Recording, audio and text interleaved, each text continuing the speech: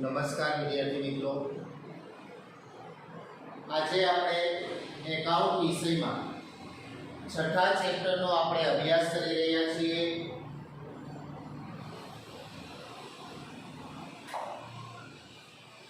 છઠ્ઠું ચેપ્ટર આપણે આવશે રોકડ પ્રવાહ પત્રક, જેમાંથી આપણે જે દાખલાઓ છે એ અગાઉ આપણે જોઈએ કે જુદી જુદી ત્રણ રીતના દાખલાઓ છે તમને આ ચેપ્ટરમાંથી પૂછાય છે, પણ તમારે માત્ર એક જ રીતના દાખલાઓ છે પરીક્ષામાંથી પૂછાશે કે જે રોકડ પ્રવાહ પત્રક છે એ કોઈ પ્રવૃત્તિના આધારે તૈયાર કરવાનું આવશે, રોકાણ પ્રવૃત્તિના આધારે. જેમાંથી આપણે દાખલાઓ 4 માર્કના જે તમને આ ચેપ્ટરમાંથી પૂછાશે એ દાખલાઓ ત્રણ રીતના દાખલાઓ હશે, એટલે કે થોડો ફેરફાર ત્રણ પ્રકારનો હશે.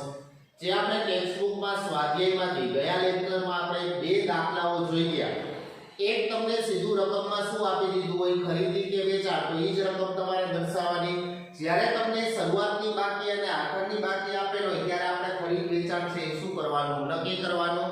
અને આજે આપણે જે દાખલાઓ છેલ્લા બે દાખલાઓ જોશું જે તમને સ્વાધ્યાયમાં નથી આપેલા પણ ઉદાહરણમાં આપેલા છે ટેક્સ્ટબુકમાં. ઉદાહરણ 11 અને ઉદાહરણ 12, પેજ નંબર 271 અને પેજ નંબર 272 ઉપર તમને બે દાખલાઓ એક જ સરખા છે, માત્ર અલગ અલગ મિલકતના નામ આપેલા છે. રોકાણ પ્રવૃત્તિ આપણે ફરીથી પાછું યાદ કરાવી દઉં. રોકાણ પ્રવૃત્તિમાં બે જ વિગતોની નોંધ થશે. બિનચાલુ મિલકતોનું ખરીદ વેચાણ થતું હોય અને બિનચાલુ રોકાણનું શું થતું હોય, ખરીદ વેચાણ. આ બે જ વિગતો છે એ રોકાણ પ્રવૃત્તિમાં એનો શું થશે, સમાવેશ થશે. એ સિવાય કોઈ પણ જગ્યાએ આપણે રોકાણ કર્યું હોય તો એમાંથી વ્યાજ, ડિવિડન્ડ કે ભાડું મળવાપાત્ર હોય તો એનો સમાવેશ છે એ રોકાણ પ્રવૃત્તિમાં થશે. બાકી કોઈ વિગતોનો સમાવેશ છે એ રોકાણ પ્રવૃત્તિમાં કરવામાં આવતો નથી. આજે આપણે સૌથી પહેલા ટેક્સ્ટબુકમાં જો પેજ નંબર 271 ઉપર તમને ઉદાહરણ 11 આપેલ છે. એમાં જો રકમમાં નિરાલી કંપની લિમિટેડની નીચે આપેલ વિગતોને આધારે રોકાણ પ્રવૃત્તિનો રોકડ પ્રવાહ શું કરો શોધો. અહીંયા આપણે રોકાણ પ્રવૃત્તિમાંથી ઉદ્ભવતો રોકડ પ્રવાહ શું કરવાનો, શોધવાનો છે. પણ નીચે તમે જોશો તો તમને ખ્યાલ આવશે કે રકમમાં તમને કોષ્ટક આપેલ છે.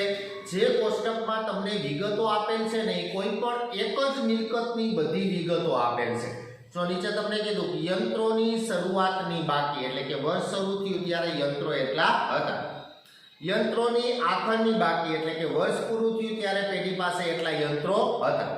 વર્ષ દરમિયાન વેચેલ યંત્રની ચોપડે કિંમત, એટલે કે પેઢીએ વર્ષ દરમિયાન એટલા યંત્રો શું કર્યા, વેચ્યા.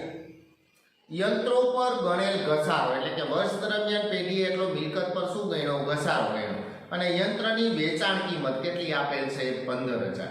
હવે જોજો, જ્યારે વિદ્યાર્થી મિત્રો તમને આ પ્રકારે કોઈ પણ એક જ મિલકતની બધી બાબતો આપેલ હોય, એટલે કે શરૂઆતની બાકી, આખરની બાકી, યંત્રનું વેચાણ હોય, યંત્રની ચોપડે કિંમત હોય, એના ઉપર ઘસારો ગણેલો હોય, ત્યારે સૌથી પહેલા તમારે જે મિલકતની તમને વિગતો આપેલ છે એ મિલકતનું આપણે શું તૈયાર કરવું પડશે, ખાતું. એટલે કે શું તૈયાર કરવાનું, યંત્ર ખાતું.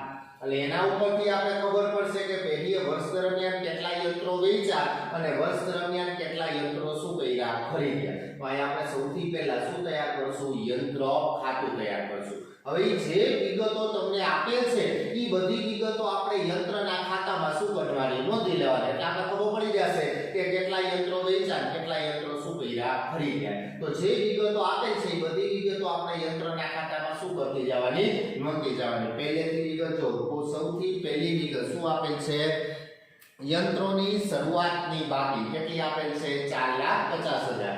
યંત્ર એ પેઢીની શું કહેવાય, મિલકત. મિલકતની શરૂઆતની બાકી હંમેશા કેવી હોય, ઉધાર. તો અહીંયા મિલકતના ખાતામાં ઉધાર બાજુ શરૂઆતની બાકી છે એટલે આપણે શું લખવાનું, બાકી આગળ લાવી. કેટલી રકમ આપી, 4,50,000. આ જ પ્રમાણે બધી વિગતો છે એ ખાતામાં શું કરવાની, નોંધી લેવાની. ત્યાર પછીની વિગત આપી તમને યંત્રોની આખરની બાકી કેટલી આપેલ છે, 4 લાખ. કોઈ પણ મિલકતની શરૂઆતની બાકી હંમેશા ઉધાર હોય તો આખરની બાકી હંમેશા કઈ બાજુ હોય, જમા બાજુ. તો યંત્રની આખરની બાકી કઈ બાજુ આવશે, જમા બાજુ. પણ આખરની બાકી બને ત્યાં સુધી આપણે છેલ્લે લખવાની, ત્યાં શબ્દ શું લખવાનો, બાકી આગળ લઈ ગયા. કેટલી રકમ આપેલ છે, 4 લાખ.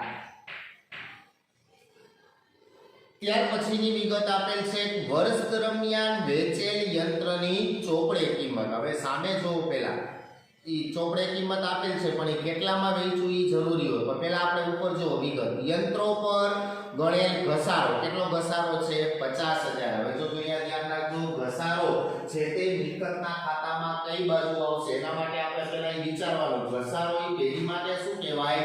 ખર્ચ કે નુકસાન છે. તો ઘસારો નફા નુકસાન ખાતામાં કઈ બાજુ નોંધ થાય? ઉધાર બાજુ. તો યંત્રના ખાતામાં કઈ બાજુ નોંધ થાય? જમા. કોઈ પણ ઘસારો હોય તો એની બે અસર થતી હોય. એક આપણે યંત્રમાંથી શું કરતા હોય? બાદ કરતા હોય. બીજી અસર ક્યાં લખતા હોય? નફા નુકસાન ખાતામાં. તો યંત્રમાંથી બાદ કરી છે એનો મતલબ કે કઈ બાજુ અસર આપવાની? જમા બાજુ. એટલે એક નફા નુકસાન ખાતામાં ઉધાર બાજુ. યાદ રાખવા માટે આપણે વિચારવાનું કે ઘસારો ઈ પેઢી માટે શું કહેવાય? ખર્ચ. નફા નુકસાન ખાતામાં ઉધાર બાજુ. તો યંત્રના ખાતામાં કઈ બાજુ આવશે? જમા બાજુ ઘસારો. કેટલી રકમ આપેલ છે? 50,000. ત્યાર પછીની વિગત આપેલ છે તમને યંત્રોની વેચાણ કિંમત. કેટલી આપેલ છે? 50,000. અહીંયા ધ્યાન રાખજો ખાસ તમને અહીંયા બે વિગત આપેલ છે. યંત્રની ચોપડે કિંમત કેટલી આપેલ છે? 25,000. યંત્રની વેચાણ કિંમત કેટલી આપેલ છે? 15,000. હવે જોજો આ બંને કિંમત આપેલ છે એટલે કે જે પેઢી પાસે ચોપડે યંત્ર છે કેટલાનું? 25,000 નું. ઈ પેઢીએ યંત્ર વેચી દીધું. કેટલામાં વેચ્યું? 15,000 માં. તો પહેલા આપણે એ વિચારીએ કે યંત્ર પેઢીએ શું કર્યું? વેચ્યું. હવે યંત્ર વેચે તો પેઢીમાંથી રોકડ શું થાય? એટલે યંત્ર શું થાય? જાય એટલે યંત્રના ખાતામાં કઈ બાજુ આવે? ઉધાર બાજુ. જો યંત્ર ખરીદે તો યંત્ર શું થાય? આવે તો કઈ બાજુ? ઉધાર બાજુ. યંત્ર જાય તો કઈ બાજુ? જમા બાજુ. અહીંયા યંત્ર વેચ્યું એટલે પેઢીમાં રોકડ શું થાય? આવે એટલે રોકડ ખાતે. આ પેઢીએ શું કર્યું? વેચાણ. કેટલામાં યંત્ર વેચ્યું? 15,000. પણ જોજો અહીંયા પ્રશ્ન હવે ઈ થશે કે 25,000 નું જે યંત્ર હતું ઈ યંત્ર પેઢીએ વેચ્યું કેટલામાં? 15,000 માં. તો પેઢીને 10,000 રૂપિયાનું શું થશે? નુકસાન થશે. અહીંયા આપણે 10,000 રૂપિયાનું જે નુકસાન થશે એ નુકસાનની નોંધ શેમાં કરવી પડશે? યંત્રના ખાતામાં. નુકસાન જે થયું નુકસાન નફા નુકસાન ખાતામાં કઈ બાજુ આવશે? ઉધાર બાજુ. તો યંત્રના ખાતામાં કઈ બાજુ આવશે? જમા બાજુ. યંત્ર વેચાણ નુકસાન. કેટલા રૂપિયા નુકસાન થયું? 10,000. જોજો અહીંયા આપણે ચોપડે કિંમત ક્યાંય દર્શાવવાની નથી. હવે યંત્રની ચોપડે કિંમત કેવી થઈ ગઈ? શૂન્ય થઈ ગઈ. કારણ કે યંત્ર આપણે જે 25,000 નું હતું યંત્ર 15,000 માં વેચી દીધું. પછી તો કે 10,000 રૂપિયાનું શું થયું? નુકસાન થયું. તો હવે પેઢી પાસે કોઈ યંત્ર છે નહીં. કાંઈ ચોપડે કિંમત ક્યાંય નોંધવાની નથી પણ વેચાણ કિંમત અને શું નોંધવાનું આવશે? નુકસાન આવશે. તો ઘણી વખત એવું બને કે આ યંત્ર છે ઈ માનો કે પેઢીએ 35,000 માં વેચ્યું તો રોકડ ખાતે વેચાણ કેટલા આવશે? 35,000. પણ તો પેઢીને 10,000 રૂપિયાનું નુકસાન નહીં થાય. શું થશે? નફો. હવે નફો થાય તો યંત્રના ખાતામાં કઈ બાજુ આવે? ઉધાર બાજુ. યંત્ર વેચાણનો નફો કેટલા રૂપિયા? 10,000 રૂપિયા. અહીંયા નુકસાન. કેટલું નુકસાન થયું? 10,000. હવે જો કોઈ વિગત બાકી છે નહીં. હવે બધી વિગતો શું થઈ ગઈ? નોંધાઈ ગઈ. હવે આપણે યંત્ર ખાતું શું કરી દેવાનું? બંધ કરવાનું. તો જો કઈ બાજુનો સરવાળો વધુ થશે? તો કે જમા બાજુ. તો પહેલા જમા બાજુ ટોટલ કરો 4,50,000 60 ને 75,000 એટલે કે 4,75,000. એને સામેની બાજુ લઈ જાઓ 4,75,000. બાદ કરો એટલે તફાવત કેટલો વધશે? 25,000. હવે જો યંત્ર ખાતું બંધ કરો અને જે તફાવત આવશે કારણ કે આપણે અગાઉ આખરની બાકી તો આપી દીધી હતી. વર્ષના અંતે 4 લાખના યંત્રો. એનો મતલબ શું થાય કે પેઢીએ વર્ષ દરમિયાન 25,000 રૂપિયાના યંત્રોની શું કરી? ખરીદી કરી. ઉધાર બાજુ તફાવત આવે તો ખરીદી કહેવાય. જમા બાજુ તફાવત આવે તો એને શું કહેવાય? વેચાણ કહેવાય. તો અહીં શું લખવાનું? રોકડ ખાતે.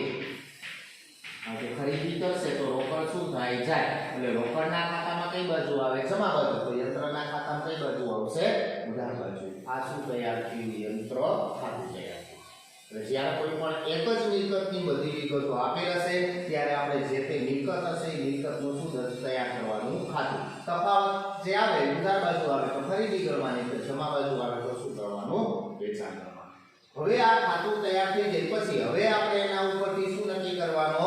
રોકાણ પ્રવૃત્તિમાંથી ઉદ્ભવતો રોકડ પ્રવાહ. પણ રોકડ પ્રવાહમાં માત્ર કોની નોંધ થાય? ખરીદી અને વેચાણની. તો આમાંથી આપણે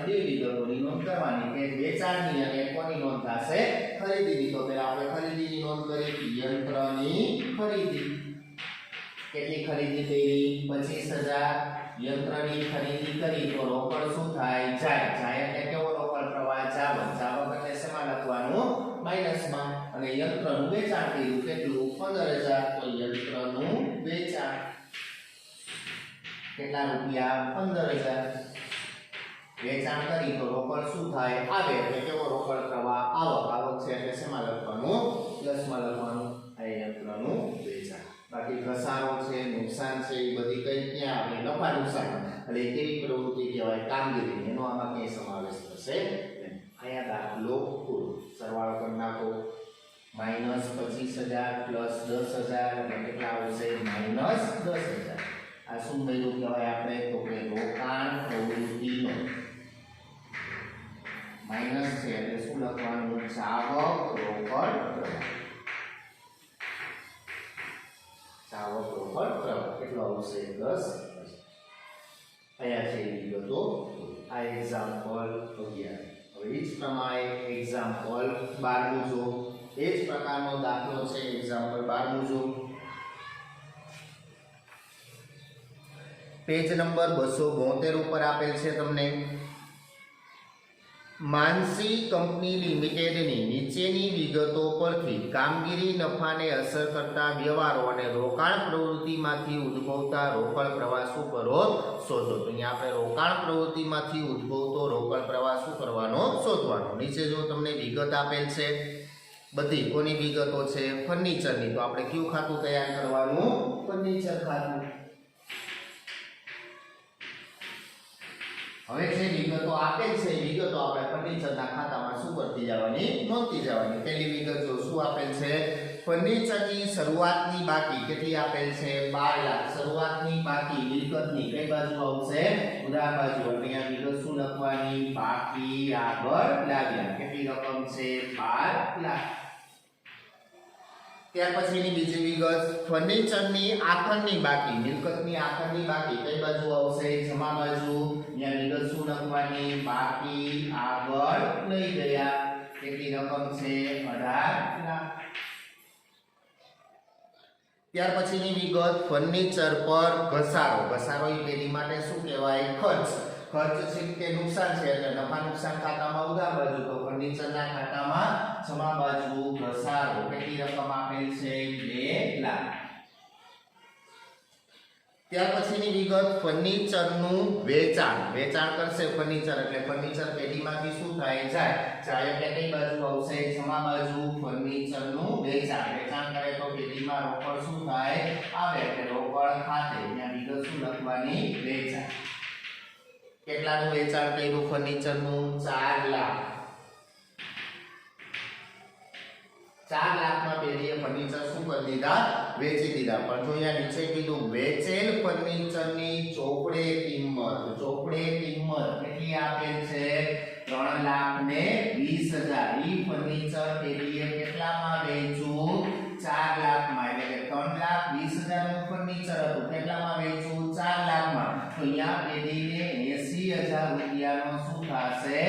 નફો થશે. હવે નફો છે તો નફા નુકસાન ખાતામાં કઈ બાજુ આવશે? જમા બાજુ. તો ફર્નિચરના ખાતામાં કઈ બાજુ આવશે? ઉધાર બાજુ. ફર્નિચર વેચાણ નફો. કેટલા રૂપિયાનો નફો થશે? 80,000. બસ. હવે આ બંને એક્ઝામ્પલ આવી ગયા. આમાં હવે બીજું કાંઈ નવું આવી શકે નહીં. જો નુકસાન આવ્યું, નુકસાન થતું હોય તો જમા બાજુ લખવાનું. નફો થતો હોય તો કઈ બાજુ? ઉધાર બાજુ. પૂરી વિગત બધી વિગતો પૂરી કરો. ફર્નિચરનું ખાતું બંધ. કઈ બાજુનો સરવાળો વધુ થશે? જમા બાજુનો 18, 20 ને 24 લાખ. એને સામેની બાજુ લઈ જાઓ. 24 લાખ બાદ કરો. 12 લાખ ને 80,000 બાદ કરો એટલે તફાવત આવશે 11 લાખ ને 20,000. કઈ બાજુ તફાવત આવ્યો? ઉધાર બાજુ. તો એને શું કહેવાય? ખરીદ.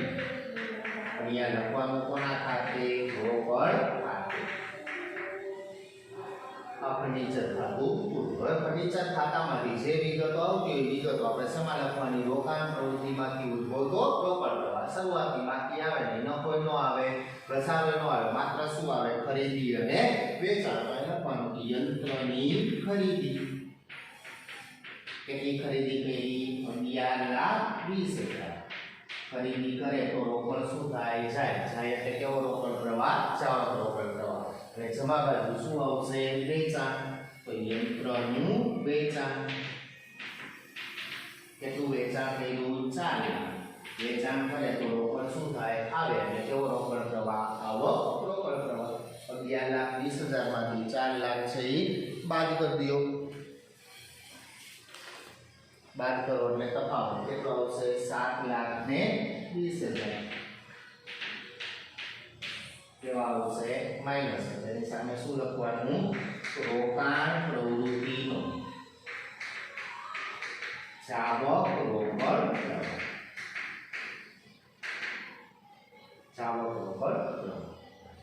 અહીંયા બાબતો બસ આ એક્ઝામ્પલ તમારે આ ચેપ્ટરમાંથી 4 દાખલાઓ માત્ર ધ્યાનમાં લેવાના એક સ્વાધ્યાયમાંથી 8મો અને 9મો દાખલો આપણે જે ગયા લેક્ચરમાં જોયો હતો અને ઉદાહરણ 11 અને 12 ચારમાંથી કોઈ પણ એક દાખલો છે એ પરીક્ષામાં તમને 4 માર્કનો છે એ પૂછાશે આ ચેપ્ટર અહીંયા પૂર્ણ આ ચેપ્ટરમાંથી તમારે રિવિઝન કરવા માટે ગાલા અસાઇનમેન્ટમાંથી તમારે વિભાગ બી માં છેલ્લો પ્રશ્ન હશે એ પ્રશ્ન તમારે 6 પ્રશ્નપત્રમાં મળી લેજો એટલે આખા ચેપ્ટરમાં બધી બાબતોનું રિવિઝન થઈ જશે બાકી કોઈ નવી બાબતો છે આવશે નમસ્કાર